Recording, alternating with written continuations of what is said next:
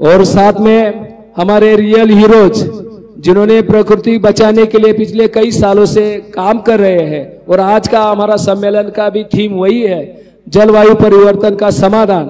तो इसलिए मैं इसे सम्मान मंच पर आमंत्रित करना चाहूंगा, जिनके आवाज सुनने के लिए हम कब से हमारे कान तरस रहे। ऐसे सोनम वांगचुक जी को, हमारे रियल हीरो को हम सम्मान मंच पर आमंत्रित करेंगे। तालियों के गड़गड़ाहट से दादा का सम्मान, स्वागत, अभिनंदन करते।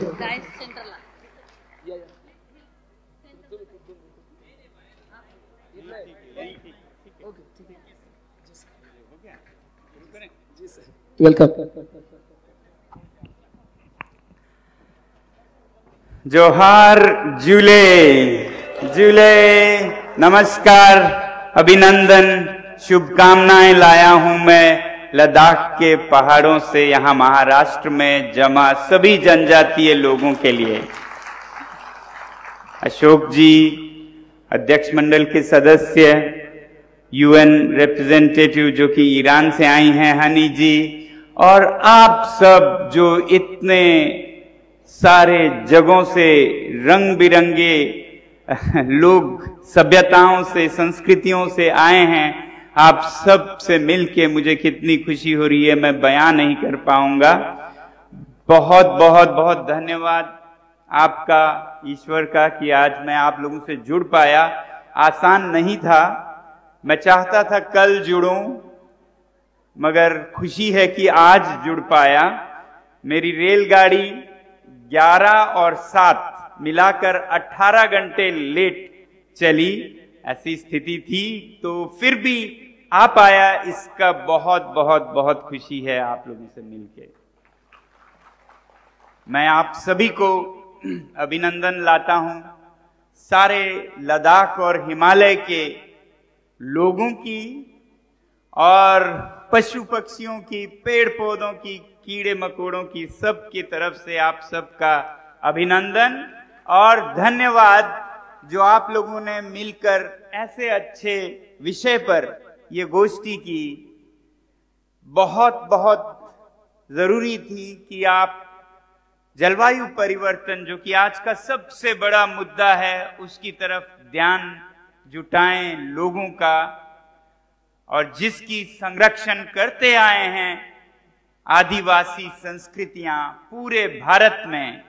कहीं हम हिमालय के उस पार लद्दाख में, तो कहीं हिमालय में हमारे साथी जो कश्मीर से, हिमाचल से, उत्तराखंड से, नेपाल से, सिक्किम से अरुणाचल तक, म्यांमार तक, सब संजोए रखे हैं वो मूल्य, वो संस्कृति, जिसके कारण ये बची हुई है अभी भी।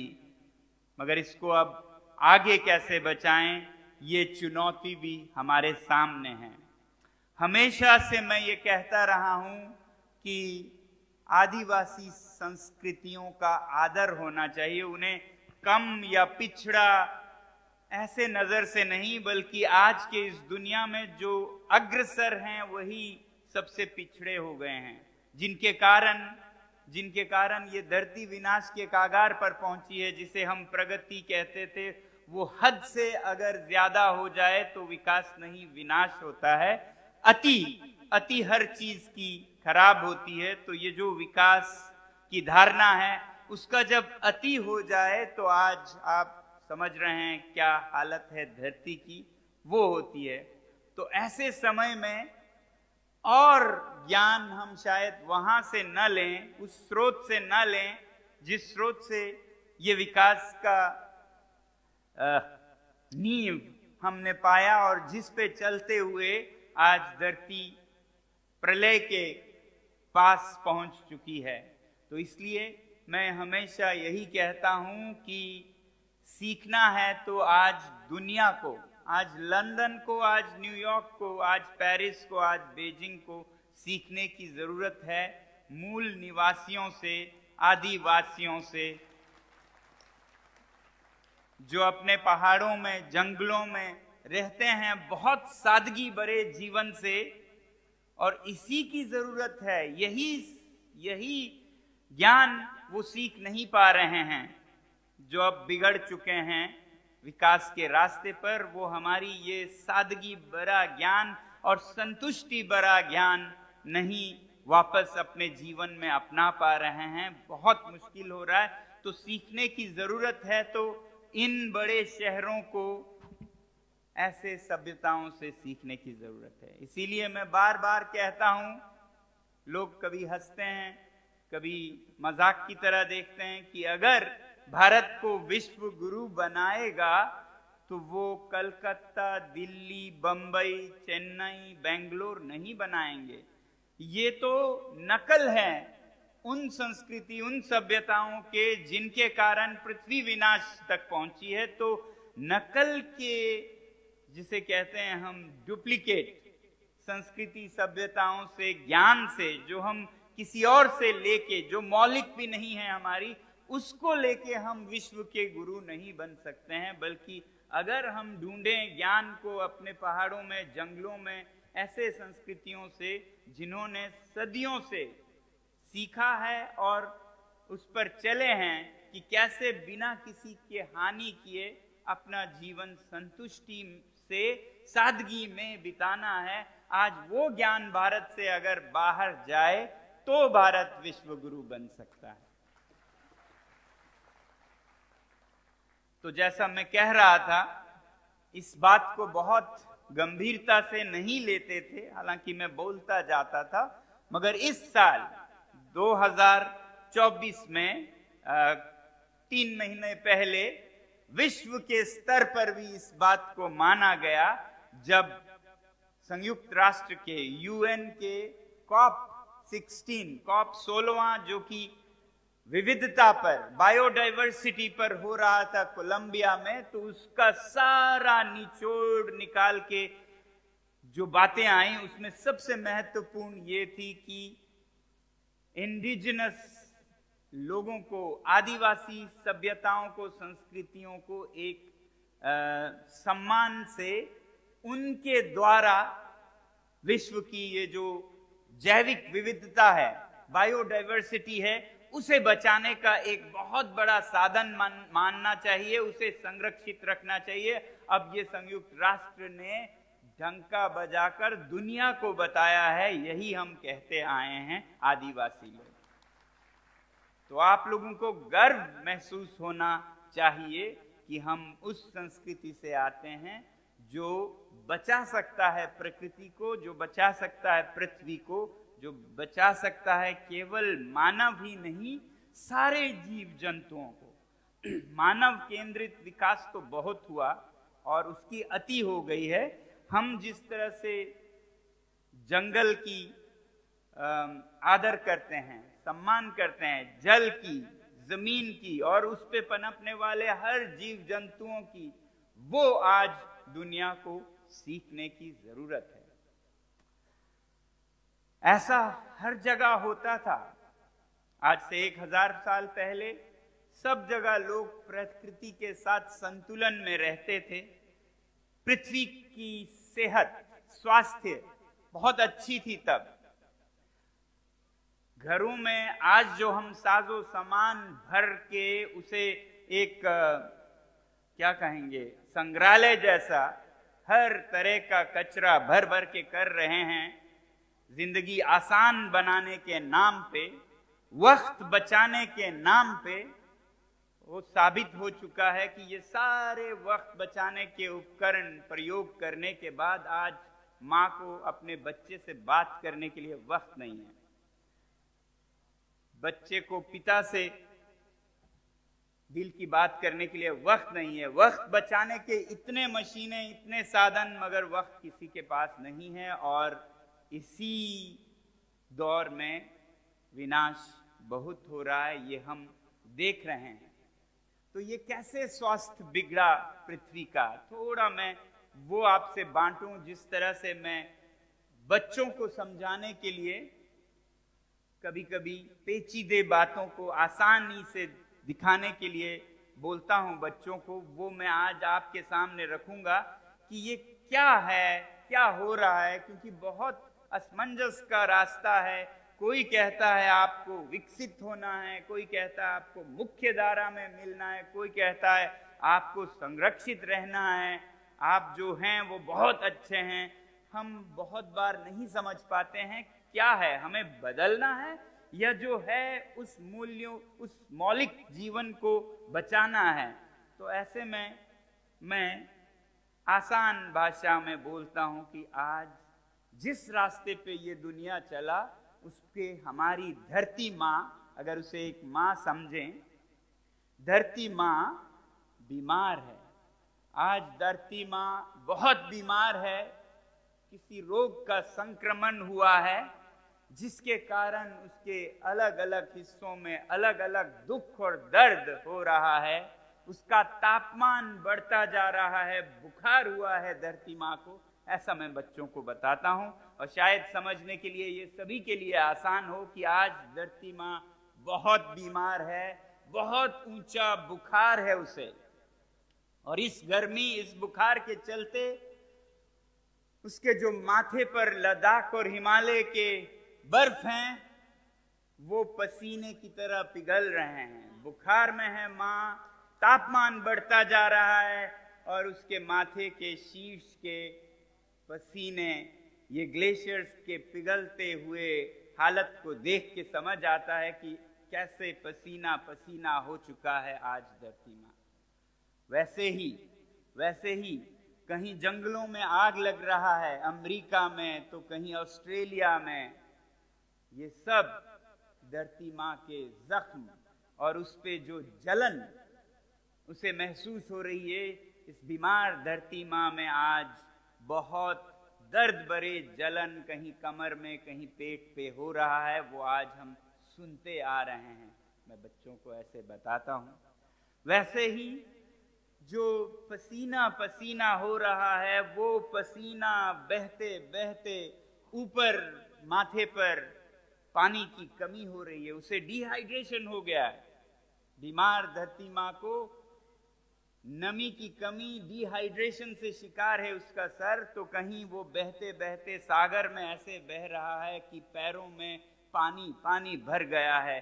बहुत बीमार हो गई है आज धरती माँ।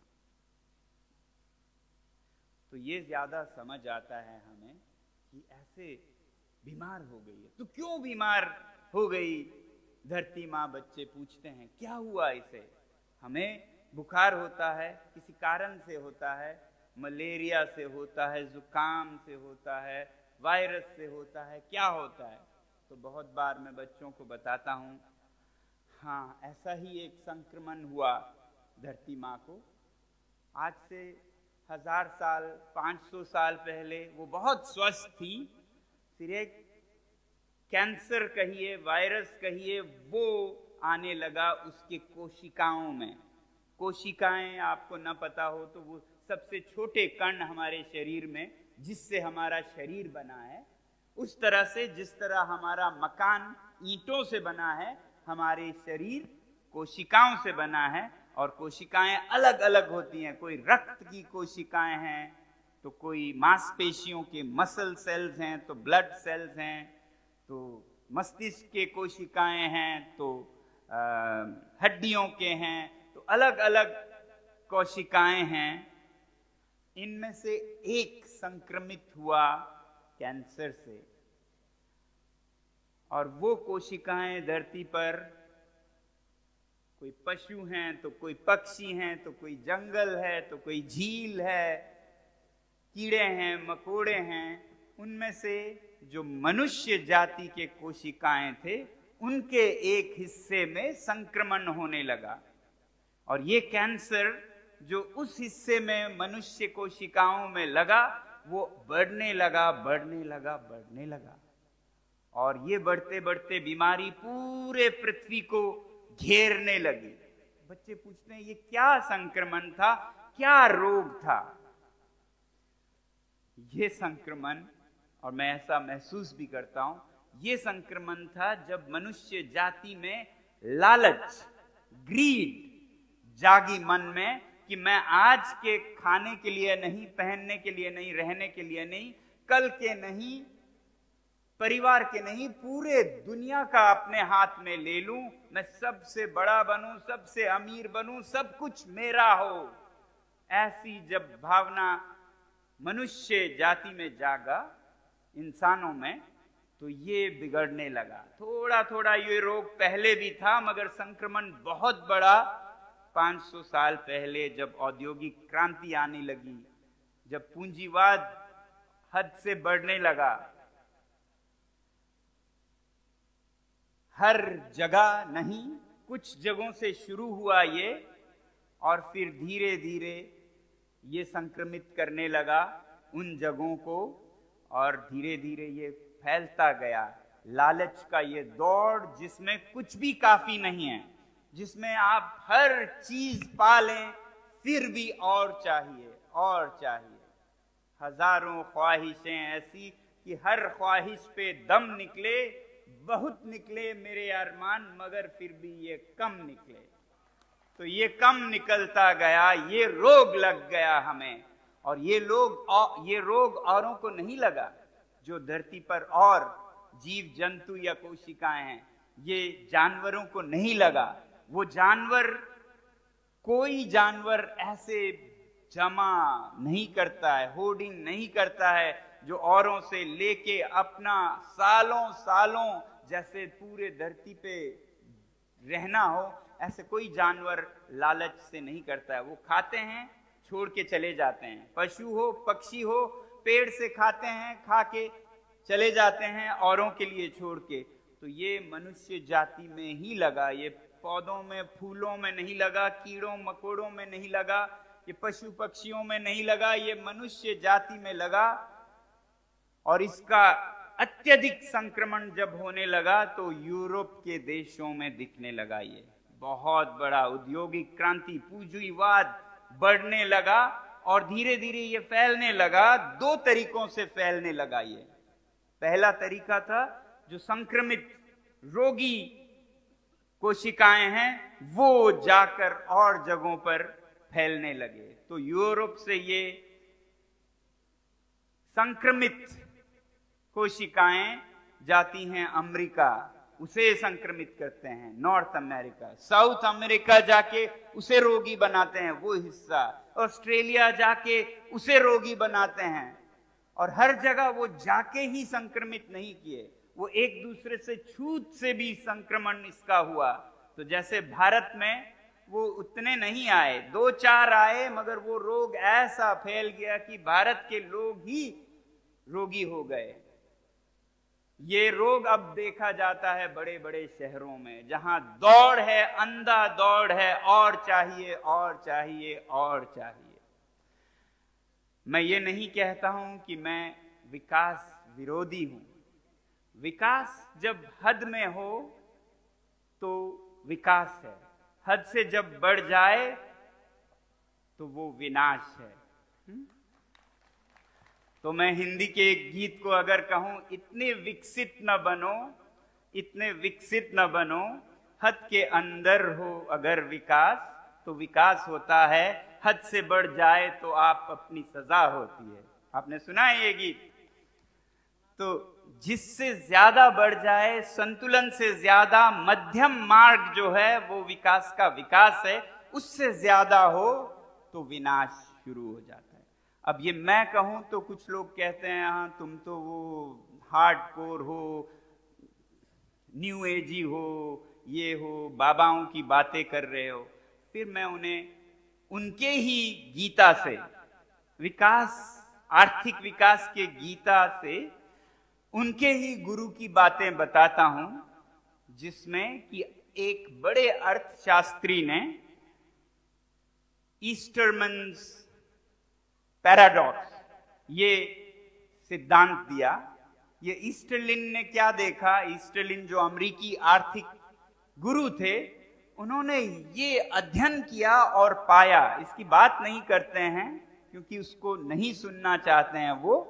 उन्होंने ये दिखाया कि दौलत के साथ, पैसे के साथ, विकास के साथ संतुष्टि किस तरह चलता है। अगर आप ग्राफ बनाएं, जैसा चित्रण करके दिखाते हैं, इस तरफ पैसा, उस तरफ संतुष्टि, तो जब पैसा 0 होता है, शून्य होता है, तो मैं भी मानता हूं संतुष्टि शून्य होता है, बहुत दर्दनाक होता है। गरीब होना कोई रोमांचक बात नहीं है। मैं नहीं चाहता कि हमारे लोग कोई भी जनजातीय या कोई भी बिल्कुल गरीब रहें, कि वो कपड़े ना पहन पाएं, खाना ना खा पाए, पेट भूखा, शरीर नंगा, कोई संतुष्टि नहीं होगी।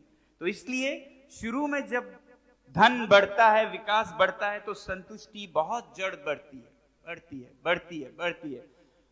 फिर जब आपके पास कपड़े होते हैं, खाने को रोटी होती है, घर होता है, खेत होते हैं, जरूरतें पूरी होते हैं, फिर शुरू होते हैं झगड़े, फिर शुरू होता है लालच, फिर शुरू होता है विनाश। ये मैं नहीं कह रहा हूं, ये अर्थशास्त्र के गुरु ने दिखाया कि कुछ देर बाद ये ग्राफ फिर चढ़ता नहीं है। जितना भी पैसा बढ़े, संतुष्टि वहीं पे रहती है। ये एक तरह का क्या कहेंगे, पठार बन जाता है, प्लेटू हो जाता है ग्राफ।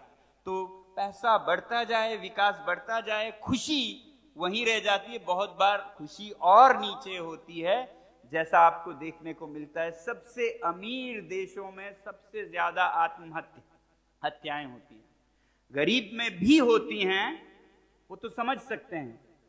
अमीर में कैसे हो, वो समझ के बाहर है। जब आपके पास सब कुछ है तो आप जीवन ही खत्म करें, इसके लिए आपने सब कुछ किया, उसके बाद आप जीवन ही खत्म करें, तो फिर तो कुछ गड़बड़ है। ये बात कुछ हजम नहीं हुई ना?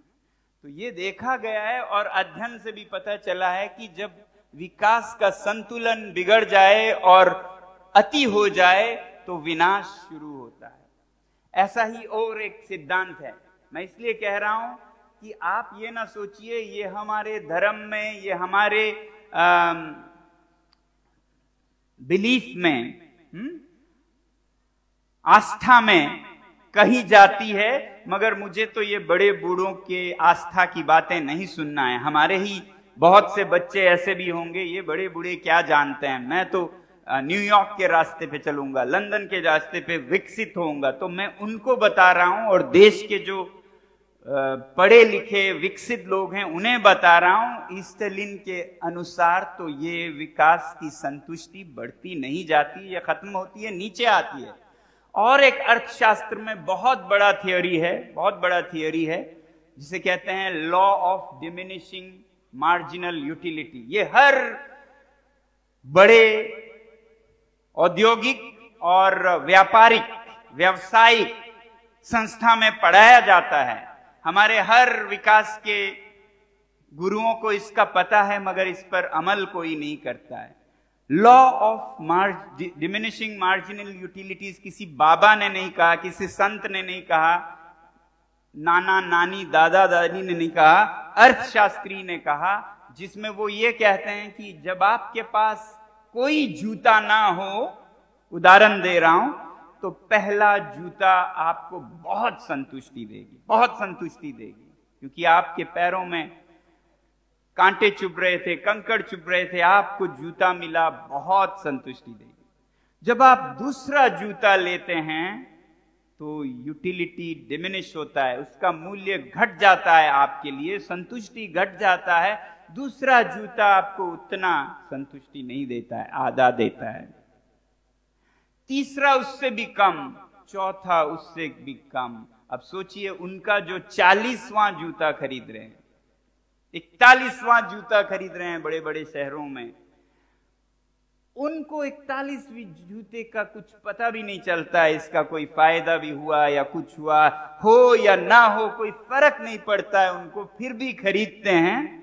मगर उसका नुकसान प्रकृति पे उतना ही होता है जितना पहले जूते का होता है। ये मैं कह रहा हूं, पहले जूते का जितना ही नुकसान, प्रदूषण, उत्सर्जन, पशु पक्षियों की जान लेना, ये जो आज हो रहा है, सारे कीड़े मकोड़े मर रहे हैं, हमारे नाना नानी दादा दादी मर रहे हैं वक्त से पहले। आप दिल्ली से पूछिए, वहां पर लोगों की आयु 15 साल 10 साल कम हो रही है, सबकी औसतन। तो ये उतना ही करता है वो 41वां जूता, मगर संतुष्टि कुछ नहीं देता। तो ये है law of diminishing marginal utilities, जो अर्थशास्त्री कहते हैं, उनके गुरु जो हमें विकास के रास्ते पे ले जाना चाहते हैं, फिर भी हम नहीं सुनते हैं। तो ये मैं आज एक तो दुनिया को, दूसरा हमारे ही जनजातीय लोगों को भी सुनाना चाहता हूं, खासकर युवा पीढ़ी को, ताकि आपको अपनी संस्कृति पे गर्व हो। जो सादगी थी वो पिछड़ापन नहीं था, वो बहुत अग्रगामी था, वो सबसे आगे है। दुनिया को आज चाहिए तो वो ज्ञान चाहिए। तो ये गर्व होना बहुत जरूरी है, वरना ये संक्रमण जो मैं कह रहा था यूरोप से आया, दुनिया भर में फैला, भारत चीन जैसे लोगों पे ये कोशिकाएं नहीं आई, यहीं के कोशिकाओं को संक्रमित कर दिया, दिमागों में ये वायरस, ये कैंसर फैलने लगा। तो इसको हमें समझना होगा और समझाना होगा वो जनजातीय लोगों को, क्योंकि इन देशों में, भारत चीन जैसे देशों में जहां वो आए नहीं, संक्रमण हुआ, दिल्ली में हुआ, बंबई में हुआ, कलकत्ता चेन्नई में हुआ, इस देश में भी कुछ कोशिकाएं अभी भी स्वस्थ हैं जिन पे ये संक्रमण अभी नहीं लगा है, और जिसके संपर्क में आकर ये संक्रमित कोशिकाएं भी स्वस्थ हो सकती हैं, वो बचे हुए कोशिकाएं हैं आदिवासी जनजातीय संस्कृतियां, जो कहीं पहाड़ों में हैं, कहीं जंगलों में हैं, अब तुले हुए हैं, उनको भी मुख्य धारा में लाने का। अगर मुख्य धारा से अर्थ हो कि संतुलित विकास, तो बहुत अच्छी बात है, तो बहुत अच्छी बात है। क्यों कोई आदिवासी भूख से मरे, क्यों कोई आदिवासी ठंड से मरे, बीमारियों से मरे? बिल्कुल ना मरे। मगर अगर विकास का अर्थ है असीमित अंधाधुंध दौड़, तो वो फिर एक बीमारी है जिसके बाद आपका विनाश शुरू होता है। तो जो संक्रमित नहीं हैं उनसे बहुत उम्मीद है, मगर हम में भी ऐसा नहीं है कि आप इस जनजाति से हैं तो आप तो स्वस्थ हैं। इसी जनजाति में भी जो लोग पृथ्वी को हानि कर रहे हैं, अपना सोच रहे हैं और किसी का नहीं सोच रहे हैं, वो संक्रमित हैं। और ऐसा नहीं है कि दिल्ली बंबई में जो हैं सब संक्रमित हैं, बहुत लोग हैं जो स्वस्थ बचे हुए हैं संक्रमण के बावजूद, जो हमें मदद करते हैं अपने बड़े बड़े शहरों से। मेरे साथी यहाँ दिलीप जैन जी हैं, वो आदिवासी नहीं हैं, मगर उनके लिए वो हर रात दिन काम करते हैं। उसकी मैं बात कर रहा हूं कि जरूरी नहीं है कि दिल्ली और बंबई में सब संक्रमित हों।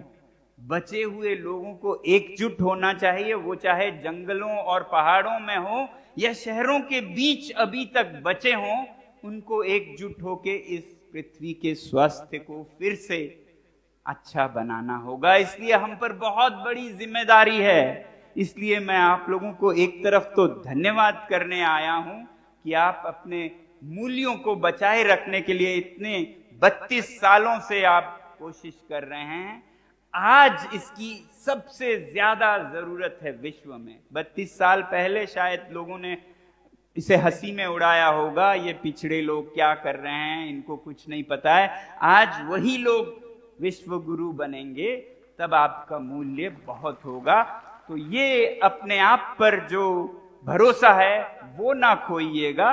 संक्रमण चल रहा है, मगर स्वस्थ कोशिकाओं को खुद को संभाले रखना है, नहीं तो कहेंगे बड़े गौर से सुन रहा था जमाना, खुद ही सो गए दास्तां कहते कहते। तो ऐसा ना हो, ऐसा ना हो।